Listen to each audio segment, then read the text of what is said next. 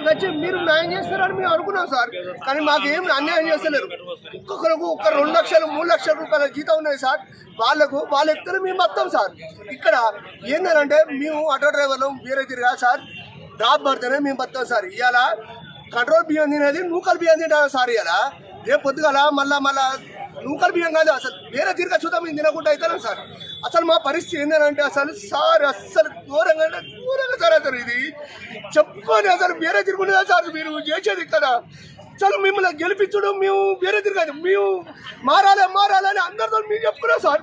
కానీ మాదే మారింది సార్, మా తలరాత మారింది సార్. అసలు మా తలరాత మొత్తం మార్చింది సార్. మీరు 50 సంవత్సరాలు అవతల ఉన్నోళ్ళకు మీరు చేయండి సార్. 50 సంవత్సరాలు యువతల ఉన్నోళ్ళకు చేయాలి సార్. మీరు మా స్కూల్ పిల్లలు టీచర్లు ఇస్తూనే మా బతుకు సార్.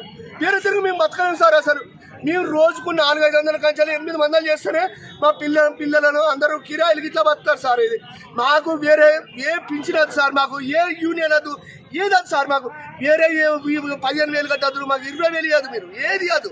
50 సంవత్సరాలు అవతలగా ఆ 50 సంవత్సరాల అవతలకు మీరు టికెట్ పెట్టుకోండి. 50 సంవత్సరాల యువతలకు టికెట్ అది సార్. మాకు స్కూల్ పిల్లలు టీచర్లు ఎత్తారని మేము బతున్నాం సార్. Thanks sir.